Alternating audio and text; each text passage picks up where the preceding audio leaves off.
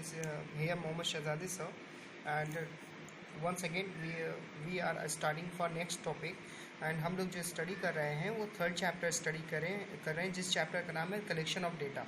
Collection of data के बारे में मैंने आपको एक्सप्लेन किया था, फिर उसके बाद हमने आपको डेटा के बारे में बताया।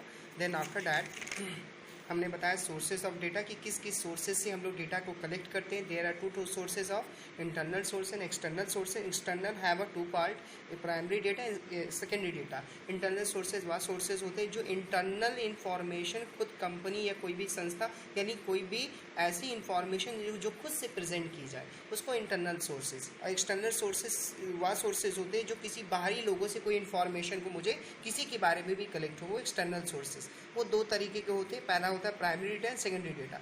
प्राइमरी डेटा वह डेटा होता है जो खुद से जाकर किसी भी जगह पे इन्वेस्टिगेशन करके हम लोग डिटेल को निकालते हैं, वो प्राइमरी डेटा। और सेकेंडरी डेटा किसी दूसरे के ज़रिए निकाली गई इंफॉर्मेशन का यूज़ करके जब उसका किसी भी काम के लिए यूज़ करते हैं उसको हम लोग क्या कहते हैं, सेकेंडरी डेटा कहते हैं। अब primary data and secondary data के बारे को निकालने के लिए उसके मेथड के बारे में स्टडी करेंगे। तो नेक्स्ट टॉपिक जो हमारा स्टार्ट होने वाला है वो है हमारा methods of collecting primary data. यानी कौन कौन से ऐसे मेथड्स हैं जो प्राइमरी डेटा को हम लोग कलेक्ट कर सकते हैं। यानी जैसे फॉर एग्जांपल अगर मुझे सेंसस करना है आपके जौनपुर की, मुझे जो है जौनपुर की जनगणना करनी है कि हमारे जौनपुर में कितने लोग रहते हैं, कितने लोग नहीं रहते, कितने बूढ़े हैं, कितने जवान हैं, कितने बच्चे हैं, कौन लोग प्रेजेंट टाइम जो वायरस चल रहा है उसकी वजह से कितने लोग पॉजिटिव है, कितने लोग नेगेटिव है, कितने लोगों का इलाज हुआ, कितने लोगों का नहीं, उस सारे के सारे स्ट्रक्चर को यानी सारी की सारी इंफॉर्मेशन को कलेक्ट करने के लिए हम पर्सनली तौर पे वहाँ पे जाते हैं। तो जब हम पर्सनली खुद जाकर के information door to door collect करते हैं वो प्राइमरी डेटा होता है।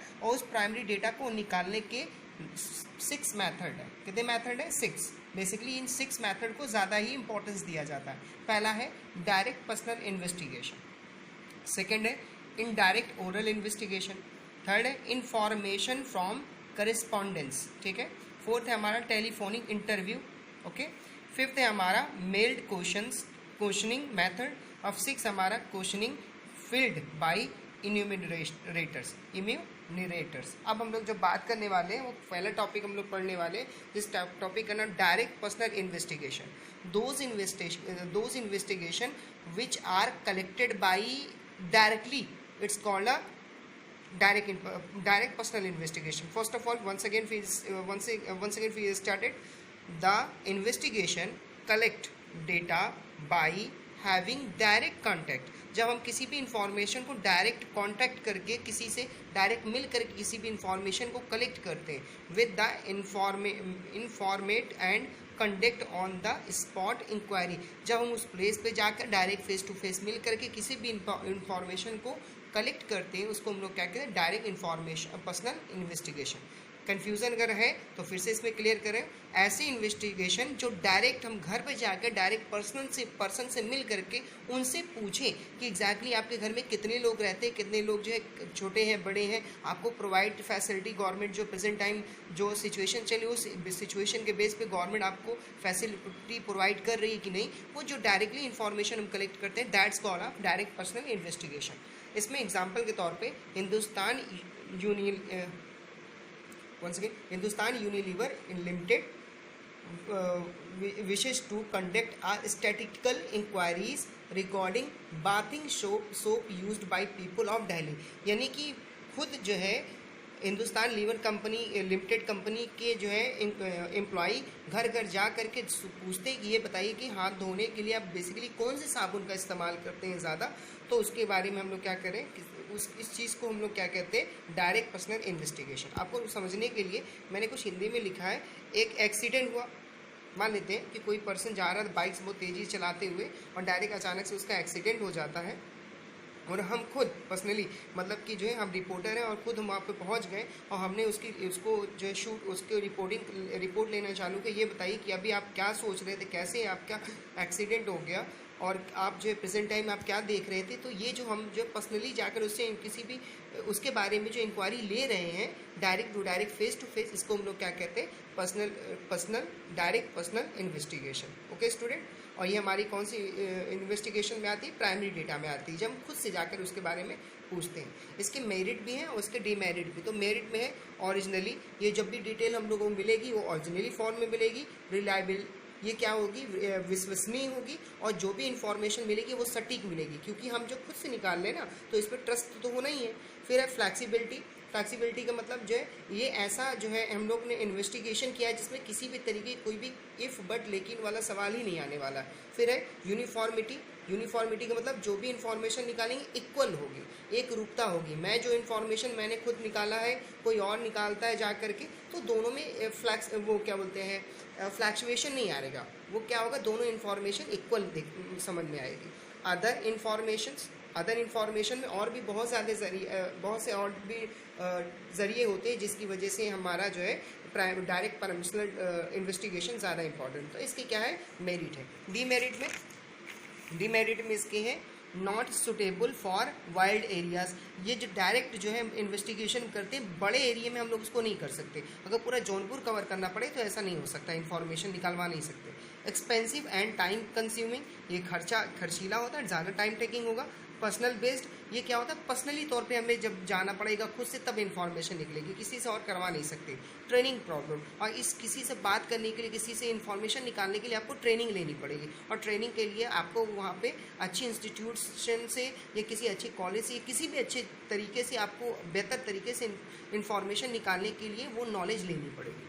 अब आते हैं indirect oral investigation. Indirect oral investigation में क्या मतलब है भाई, हम जो है ना ऑब्जेक्ट डायरेक्ट फेस नहीं करने वाले बल्कि इनडायरेक्ट फेस करेंगे। जैसे under this method the investigator approach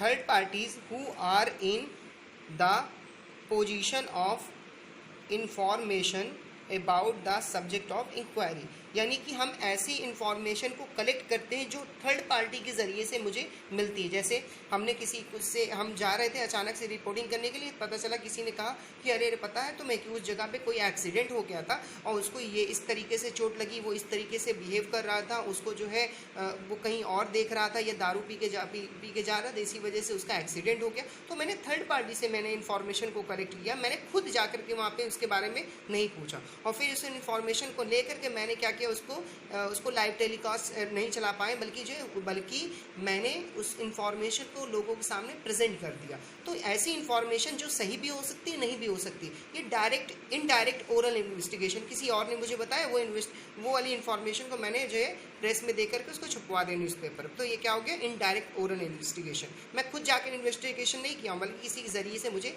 वो इन्फॉर्मेशन मिली है। Suppose we want to study the number of a college, we smoke for its this purpose personal investigation. जैसे कॉलेज में, इसको समझ लीजिए, यहाँ पे मैंने आपके लिए लिख दिया, इसको नोट्स भी बना लीजिएगा। एक इसको समझ लीजिए कि मान लेते हैं कि अगर मैं एक टीचर हूँ और मैं टीचर के तौर पे मैं क्लास में जाता हूँ और मैंने जो है देखा बच्चों को डिग्री कॉलेज में, और डिग्री कॉलेज के बच्चों, जाहिर सी बात है कुछ लोग जो है बहुत ही ज़्यादा शौकीन होते हैं उसमें, जो कि बहुत ही ज़्यादा गलत है। तो उसमें देखा कि भाई जो है डिग्री कॉलेज में कौन कौन से बच्चे, ये बताइए, सिगरेट पीते हैं। तो पता चला कोई खड़ा होगा क्या, नहीं, आफ्टर ऑल वो दम पे खड़े नहीं होंगे बताने के लिए। तो मैंने क्या किया, मैंने कुछ जो है कुछ ऐसे स्टूडेंट को मैंने जो है रोका और पूछा कि ये बताओ कि क्या तुम्हें पता है कि कौन कौन जो क्लास में स्मोक करता है, कौन कौन नहीं। तो एक दूसरे की बुराई करने के लिए हर लोग तैयार रहते हैं। तो उन्होंने बताया हाँ सर, ये जो है ना इन्होंने ये लोग जो है स्मोक करते। तो ये क्या हुआ कि मैंने किसी की हेल्थ से इन्फॉर्मेशन को निकाली है। मैं डायरेक्ट जो है जो लोग स्मोकर हैं उसके बारे में उन्होंने खुद मुझे नहीं बताया बल्कि किसी और के ज़रिए से मुझे इन्फॉर्मेशन को वो कलेक्ट मैंने किया है। ओके स्टूडेंट, तो ये हमारा क्या हो, इनडायरेक्ट ओरल इन्वेस्टिगेशन। इसमें है मेरिट, क्या है इसमें, मेरिट में हमारा है वाइड कवरेज। ये बहुत ज़्यादा बड़े पैमाने पे इसको कवरेज कर सकते हैं, क्योंकि हमें खुद जाके इन्फॉर्मेशन नहीं लेनी है, किसी से भी इन्फॉर्मेशन मुझे मिल जाए मैं उसको क्या करूँगा, इसका यूज़ करूँगा। इकोनॉमिकली, ये क्या होगा, बहुत ही ज़्यादा इकोनॉमिकली बेस्ड भी होगा, मतलब जो है बहुत ही ज़्यादा कम खर्चीला होगा। फ्री फ्रॉम ब्लेस, इसका मतलब होता है चलो कि हम कोई भी इंफॉर्मेशन जो है फ्री में मिल जाती है या पहले से किसी की इन्फॉर्मेशन को हम यूज़ कर लेते हैं। एक्सप्रेट ओपिनियन, ये जो ओपिनियन होता है वो जो है समय टेकिंग होता है, मतलब जो किसी ने कोई भी मशवरा दे दिया, मैंने उसको ले लिया और मैंने उसको प्रेजेंट कर दिया। डीमेरिट इसकी क्या है, इनडायरेक्ट इन्फॉर्मेशन मिलेगी, लैक ऑफ एक्यूरेसी, ये सही है गलत है, इसमें भी प्रॉब्लम आ सकती है, lack of interest of informal, ये जो है इंटरेस्टेड नहीं होगा कि फॉर्मल है कि इनफॉर्मल वे में, गलत है सही है क्या है क्या नहीं, lack of uniformity, lack of uniformity it mean to say बेटा कि ये जो कोई भी इन्फॉर्मेशन इक्वलिटी नहीं होगी, कोई कुछ बोलेगा कोई कुछ बोलेगा कोई कुछ बताएगा इसके बारे में। अब हमारा आता है इन्फॉर्मेशन फ्रॉम करस्पॉन्डिंग, ठीक है ना। करस्पॉन्डिंग का मतलब इन्फॉर्मेशन क्या मतलब, मान लेते हैं कि किसी से मैंने पूछा लोकल एजेंसी और correspondent are appointed and trained to collect the information from the respondent, ठीक है। यानी ऐसी नॉलेज, ऐसी इंफॉर्मेशन, ऐसी जानकारी मैंने जो है वहाँ के लोकल अथॉरिटी से या इधर उधर से पूछ पाछ करके चीज़ों को मैंने देखा कि ये बताइए कि जब ये एक्सीडेंट हुआ तो उस वक्त आप कहाँ थे, तो उन्होंने कहा हाँ हाँ सर मैं तो यहीं खड़ा था, वो बंदा जो है शराब पिया था और शराब के नशे में वो गाड़ी चला रहा था, अचानक से उसका नज़र भटकी और जो है वो गिर गया और उसका एक्सीडेंट हो गया। तो एक्चुअली जो है देखा जाए तो ऐसा कुछ नहीं था, वो अचानक से किसी को बचाने के लिए वो जो है लड़ गया। अगर मैं उससे डायरेक्ट मिलूंगा फिर से और मैं उससे पूछूंगा ये बताओ कि तुम कैसे, तुम्हारा एक्सीडेंट हुआ था कुछ दिन बाद, तो वो बोलेगा नहीं नहीं मैं जो ना जा रहा था, अचानक से कोई सामने आकर उसको बचाने के चक्कर में मेरा एक्सीडेंट हो गया। तो 10 लोग 10 तरीके की इन्फॉर्मेशन को प्रेजेंट करेंगे। तो ऐसी इन्फॉर्मेशन जो एग्जैक्टली सही हो भी सकती है और नहीं भी हो सकती है, ठीक है ना। तो ऐसी इन्फॉर्मेशन को हम लोग क्या कहते हैं, इन्फॉर्मेशन फ्रॉम करस्पॉन्डेंट। यहाँ पे फिर से मैं पढ़ रहा हूँ, लोकल एजेंसी आज correspondent are appointed and trained to collect the information from the respondents. Okay student, जैसे एग्जाम्पल के तौर पे मैं आपको बता रहा हूँ, suppose our textile industry is interested in the demand for costing of variety of cloth, यानी कि जो है टेक्सटाइल इंडस्ट्री है उसने अपने जो है पर्सन को, अपने जो है एम्प्लॉई को मार्केट में भेजा और कहा कि जाओ देख के आओ कि कौन कौन से फैशन और डिज़ाइन के लोग कपड़े पसंद करते हैं। तो किसी ने कुछ बताया, किसी ने कुछ बताया, तो वो जो है जो भी इन्फॉर्मेशन मिलेगी वो एक्यूरेट नहीं होगी, एग्जैक्ट नहीं होगी, ठीक है ना। वो हमेशा क्या होती रहेगी, इन्फॉर्मेशन फ्लैक्चुएट होती रहेगी। तो ऐसी इन्फॉर्मेशन जो एग्जैक्ट नहीं पोजीशन को प्रेजेंट नहीं करता है, और ऐसी इन्फॉर्मेशन जो आगे पीछे कभी गलत भी हो सकती, सही भी हो सकती, 10 लोग 10 तरीके की इन्फॉर्मेशन देती है, तो ऐसी इन्फॉर्मेशन फ्रॉम करस्पॉन्डेंट होता है। फिर इसके बाद इसके मेरिट हो गए, वाइल्ड कवरेज होगा, ये इकोनॉमी होगा, सुटेबल फॉर स्पेशल पर्पस होगा और कम्युनिटी बेस पे होगा ये। फिर डिमांड में क्या है, लैक ऑफ यूनिफॉर्मिटी, ये गलत भी हो सकता है सही भी हो सकता है, एक रूपता नहीं होगी, डेंजर फॉर